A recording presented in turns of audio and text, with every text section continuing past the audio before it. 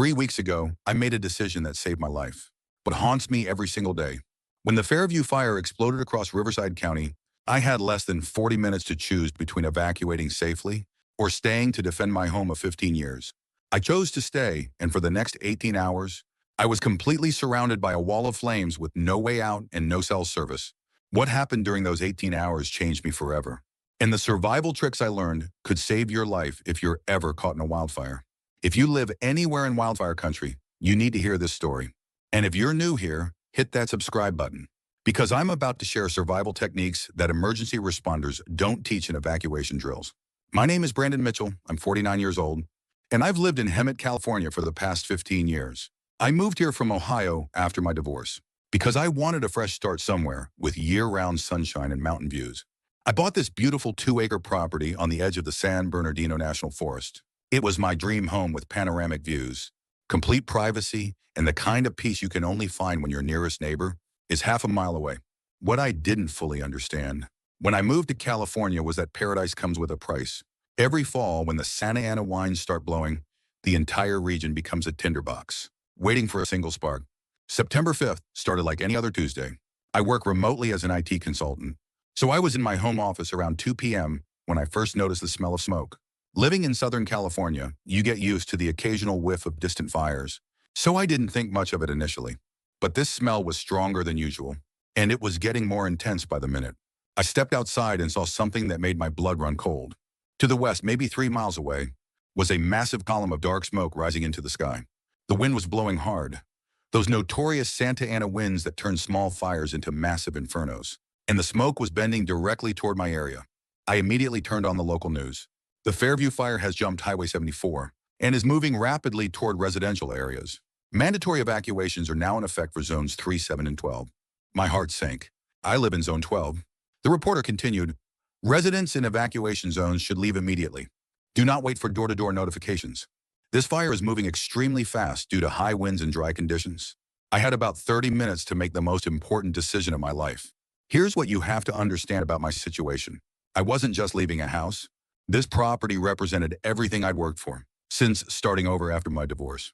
I'd spent years landscaping the grounds, building custom features, creating the perfect outdoor living space with a fire pit, outdoor kitchen, and workshop where I restored classic motorcycles.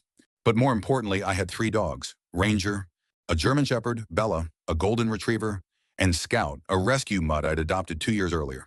Loading 3 large dogs into my truck and evacuating would be straightforward, but I'd seen the news footage from previous fires. Sometimes evacuation routes get cut off. Sometimes people die sitting in traffic jams while fires overtake the roads. I made a calculated decision that probably sounds insane to most people. I decided to stay and defend my property. I'd actually prepared for this scenario. After watching Paradise burn down in 2018, I'd installed a whole house sprinkler system, cleared defensible space around my home, and even bought a gas-powered water pump that could draw from my well if the electricity went out. I had enough water stored to last several days, emergency food, a generator, and what I thought was a solid plan. The first mistake people make in emergency situations is panic. I forced myself to stay calm and execute my fire defense plan methodically. First, I moved my truck into the garage and closed the door. Vehicles are incredibly vulnerable to radiant heat and flying embers. Then I brought all 3 dogs inside and set up an interior safe room with wet towels around the doors and windows. Next, I turned on every sprinkler in my system and started hosing down the roof, the deck, and anything flammable around the house. I filled every container I could find with water, pots, buckets, even the bathtub. I soaked towels and placed them around potential entry points for embers. By 4 p.m., I could see flames on the ridge about 2 miles away. The fire was moving faster than anything I'd ever seen. What had been 3 miles of distance at 2 p.m. was now less than 2 miles, and the wind was pushing it directly toward me. That's when I realized I'd made a terrible mistake. At 4:30 p.m., my landline rang. It was an automated evacuation notice. This is an emergency notification. You must evacuate immediately. All roads leading from your area will be closed in 15 minutes for emergency vehicle access. 15 minutes. I looked outside and could see flames cresting the hill behind my house. There was no way I could load 3 dogs into my truck, grab essential items, and navigate potentially clogged evacuation routes in 15 minutes. The fire was moving so fast that leaving now might mean driving directly into it. I made the second decision that would define the next 18 hours I stayed. By 5 p.m., the main evacuation routes were closed, and I was officially trapped. Cell towers had gone down, so I had no communication with the outside world. The power grid failed around 5:30 p.m., but my generator kicked in automatically. From my kitchen window, I could see walls of flame. On three sides of my property, the fire had moved around me rather than through me, creating what firefighters call a burn island, an unburned area surrounded by fire. The heat was incredible, even from inside the house. The air conditioning couldn't keep up, and the temperature inside was probably 95 degrees. Outside was hell on earth. I could hear trees exploding from the heat, propane tanks detonating in the distance, and the constant roar of wind-driven flames. The most terrifying moment came around 8 p.m. when the fire made a direct run at my house. I was in the living room with my dogs when I heard this sound like a freight train approaching. I looked out the front window and saw a wall of flames, maybe 50 feet tall, racing across the field toward my property. Everything I'd read about wildfire survival said that if fire reaches your house, you should shelter in place in the most interior room. Cover yourself with wet blankets and wait for it to pass. So that's what I did. I grabbed my dogs and we huddled in the interior bathroom. I'd already soaked towels and placed them around the door frame. I turned on the shower and let steam fill the room to keep the air moist. Then we waited. The sound was unlike anything I can describe. Imagine standing next to a jet engine while someone throws logs into a wood chipper. The house was shaking from the wind, and I could hear debris hitting the roof and walls. For about 20 minutes, I genuinely thought we were going to die. The heat was so intense that I could feel it through the exterior walls. I kept thinking about my ex-wife, my parents back in Ohio, and whether anyone would even find our bodies. But then slowly the sound started to fade. The freight train roar became a distant rumble. The heat began to subside. When I finally opened the bathroom door, I expected to see my house on fire. Instead, everything looked normal. Smoky, but normal. My sprinkler system had worked. The defensible space I'd created had worked.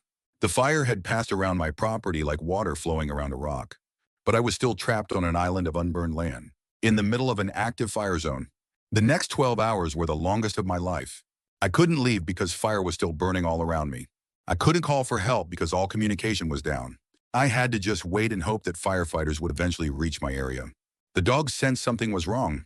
They stayed close to me all night, never venturing more than a few feet away.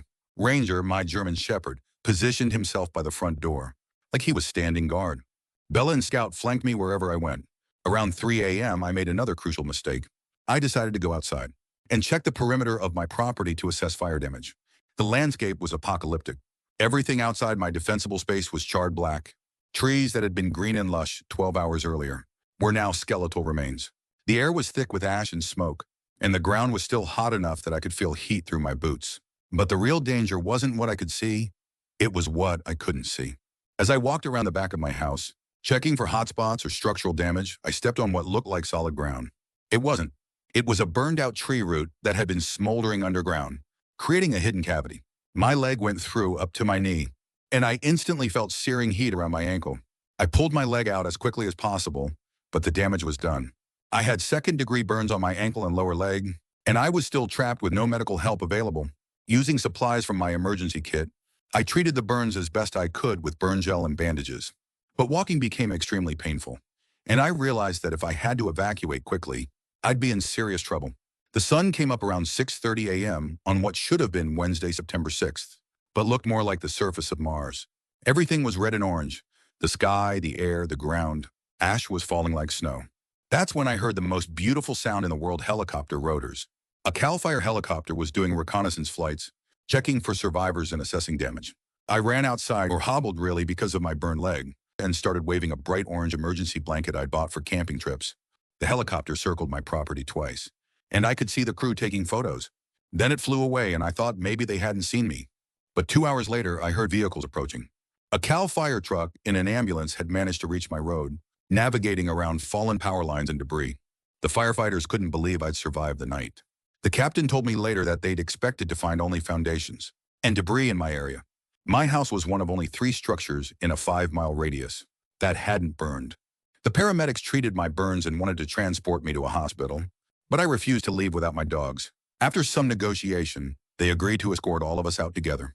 The drive to safety took 2 hours. Because we had to navigate around so much fire damage, trees were still burning on both sides of the road. Power lines were down everywhere. Several bridges had been damaged and were passable only by emergency vehicles. When we finally reached the evacuation center at Hemet High School, I broke down crying. For 18 hours, I'd held it together. through pure adrenaline and survival instinct.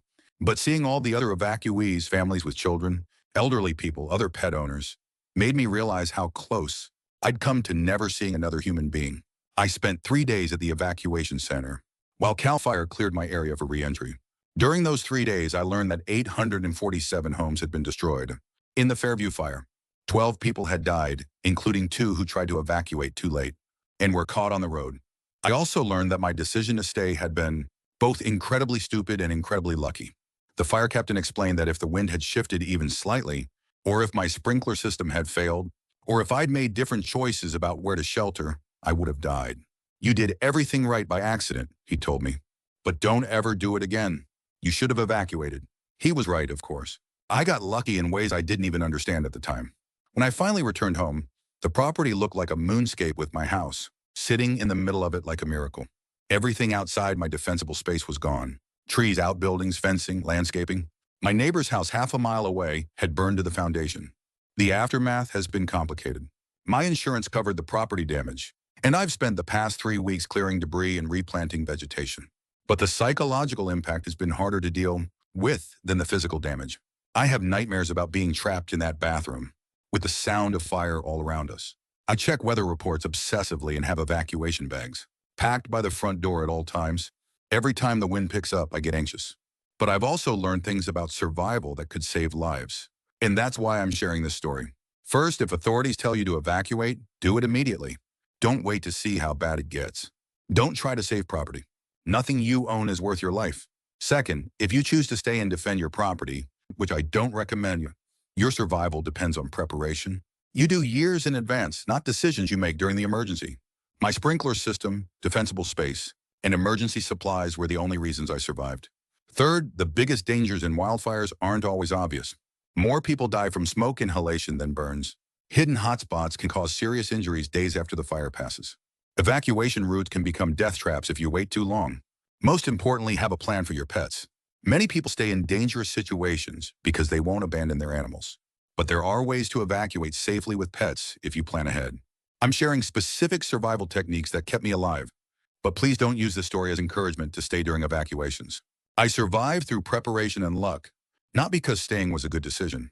If you live in wildfire country, create defensible space around your home, install sprinkler systems if possible, have multiple evacuation roads planned, and most importantly, leave when authorities tell you to leave. I love my property, but I'll never again choose a house over my life.